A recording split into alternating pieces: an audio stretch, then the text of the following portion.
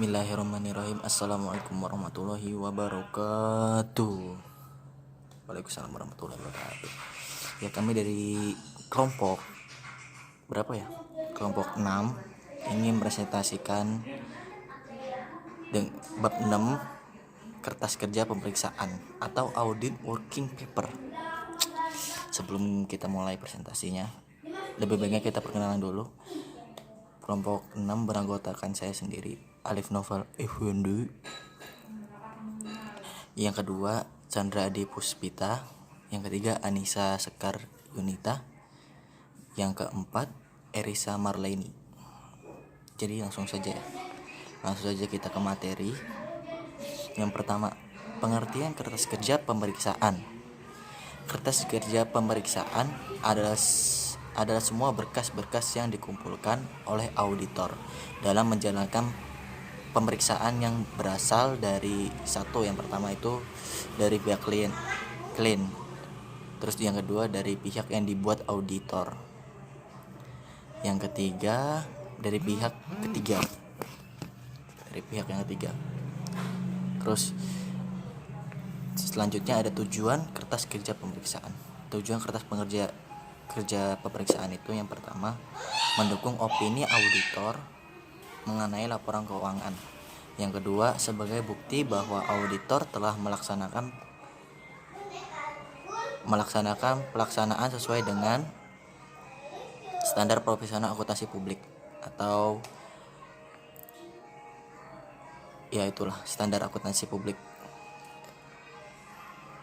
Yang ketiga, sebagai referensi dalam hal ada pertanyaan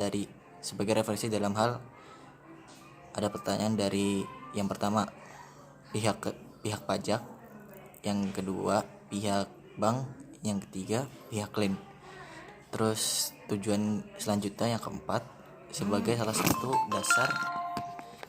satu dasar penilaian asisten sebagai pegangan untuk audit tahunan. Yang kelima, sebagai pegangan untuk audit tahunan. Oke, lanjut ya. Oh, sudah. Maaf, salah. Halo. Ketemu lagi dengan saya, Erisa Marleni, bisa dipanggil Risa dengan NIM 185222129. Di sini saya ingin melanjutkan presentasi dari teman sebelumnya. Untuk membahas mengenai yaitu fungsi kertas kerja pemeriksaan dibagi menjadi beberapa, yaitu yang pertama, sebagian dasar penyajian bagi penyusun laporan pemeriksaan atau alat penghubung antara pekerjaan pemeriksaan dan laporan pemeriksaan. Yang kedua, ada alat bagi atasan langsung untuk mengendalikan dan mengawasi pekerjaan tim audit dan melaksanakan tugas pemeriksaan. Yang ketiga, ada alat pembuktian yang mendukung laporan pemeriksaan. Yang keempat, ada sarana untuk mengevaluasi seluruh atau sebagian hasil pemeriksaan, sumber data atau informasi bagi kelanjutan pemeriksaan dan perencanaan pemeriksaan berikutnya. Yang selanjutnya ada manfaat kertas kerja pemeriksaan, yaitu dibagi menjadi 3. Yang pertama, memberikan dukungan terhadap laporan hasil pemeriksaan. Yang kedua, untuk membantu auditor dalam melaksanakan dan mengawasi pelaksanaan pemeriksaan. Yang ketiga, ada memungkinkan auditor lain untuk mereview kualitas auditor. Yang selanjutnya ada current file dan permanent file, yaitu ada di dalamnya ada berkas tujuan belanja permanen, berkas permanen, berkas surat menyurat. Berkas tujuan belanja itu isinya yang pertama neraca saldo, berita acara kas opnam, rekonsiliasi bank, rincian piutang, rincian persediaan, rincian liabilitas, rincian biaya, dan rincian lain-lain. Yang berkas permanen yaitu terdiri dari akta pendirian, buku pedoman akuntansi atau akunting manual, kontrak-kontrak, dan yang terakhir ada notulen rapat. Untuk berkas surat menyurat, yaitu yang berisi respondensi dengan klien berupa surat menyurat, fax email, dan lain-lain. Cukup sekian dari saya, yang selanjutnya akan dilanjutkan oleh teman saya. Perkenalkan, saya Chandra Adi Puspita. Di sini saya akan menjelaskan karakteristik, kriteria, serta bentuk dan isi dari kertas kerja pemeriksaan. Yang pertama, karakteristik kertas kerja pemeriksaan. Dalam penyusunan kertas kerja pemeriksaan, ada beberapa karakteristik yang harus diperhatikan. Yang pertama, lengkap dan akurat. Kertas kerja harus memberikan dukungan yang memadai terhadap temuan, simpulan, dan saran, serta menggambarkan sifat dan lingkup pengujian yang dilaksanakan. Yang kedua, jelas dan singkat. Kertas kerja harus jelas dan singkat. Tanpa penjelasan, semua orang yang menggunakan kertas kerja harus dapat memahami tujuan, sifat, dan lingkup pekerjaan yang dilakukan dan simpulan yang dicapai. Yang ketiga, mudah dipersiapkan.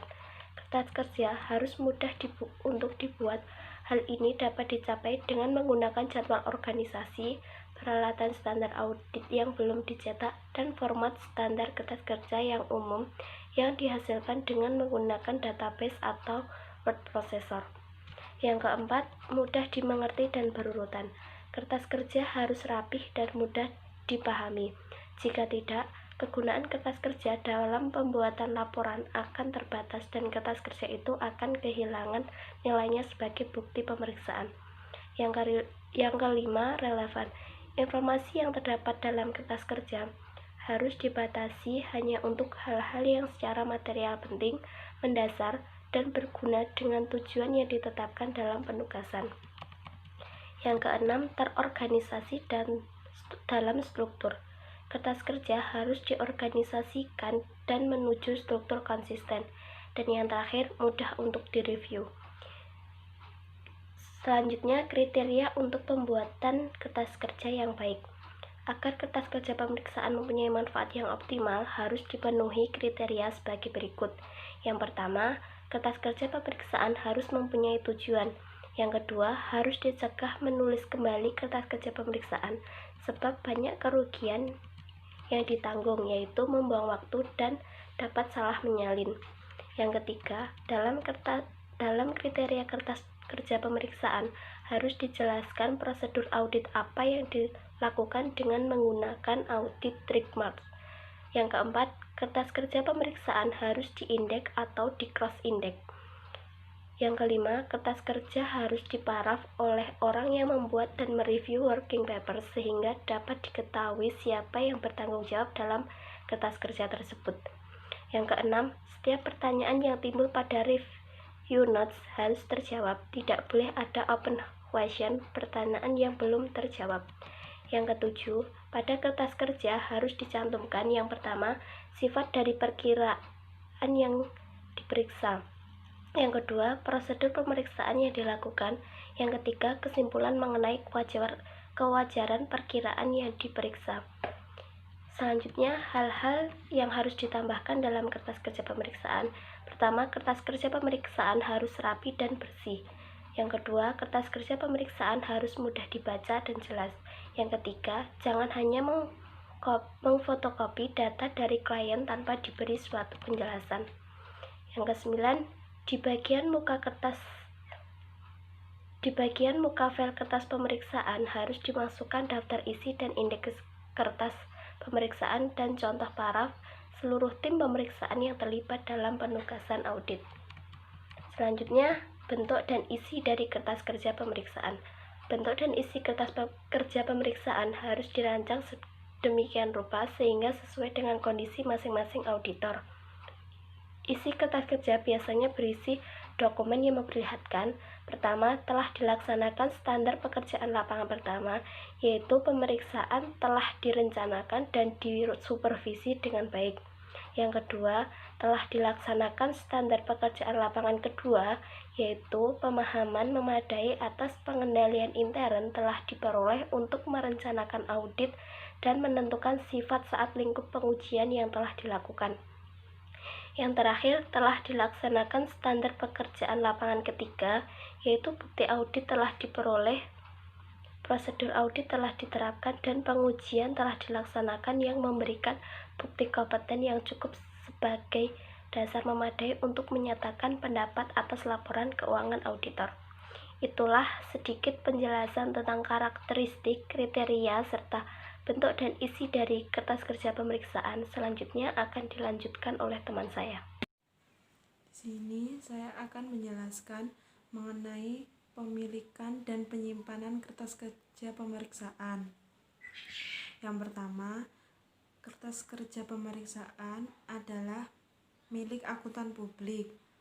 Hak auditor sebagai pemilik kertas kerja pemeriksaan terkait pada batasan-batasan moral yang dibuat untuk mencegah kebocoran-kebocoran yang tidak semestinya mengenai kerahasiaan data klien. Kemudian yang kedua adalah walaupun sebagai kertas kerja akuntan publik dapat digunakan sebagai sumber referensi bagi klien, namun kertas kerja pemeriksaan tersebut tidak dapat dianggap sebagai bagian atau pengganti dari catatan akuntansi klien tersebut. Ketiga, bila ada pihak lain yang ingin menjamin atau mereview kertas kerja pemeriksaan, baru bisa diberikan atas persetujuan tertulis dari klien yang bersangkutan.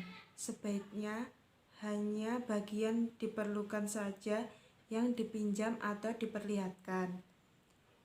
Yang keempat, akuntan publik harus mengambil langkah-langkah yang tepat untuk keamanan kertas kerja pemeriksaan dan menyimpan kertas kerja tersebut sesuai dengan peraturan pemerintah yang berlaku atau minimal 5 tahun. Poin yang selanjutnya yaitu working balance sheet dan working profit and loss. Working balance sheet atau yang bisa disebut dengan WPS dan working profit and loss bisa disebut dengan WPL. Berisi angka-angka per book atau bersumber dari trial balance klien, audit adjustment, saldo per unit yang nantinya akan merupakan angka-angka di laporan posisi keuangan atau neraca dan laporan laba rugi yang sudah diaudit, serta saldo tahun lalu atau bersumber dari audit report atau kertas kerja pemeriksaan tahun lalu. Setiap angka yang tercantum di Working Balance Sheet atau WPS dan Working Profit and Loss atau WPL akan didukung oleh angka-angka dalam top schedule. Untuk itu, antara WBS, WPL dengan top schedule harus dilakukan cross index. WBS biasanya terbagi atas WBS untuk pos-pos aset dan WBS untuk pos-pos pasifa, sedangkan WPL berisi tentang pos-pos laba rugi.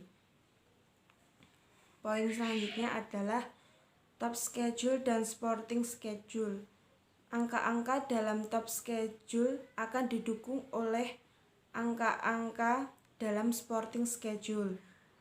Untuk itu, antara top schedule dengan sporting schedule harus dilakukan cross index.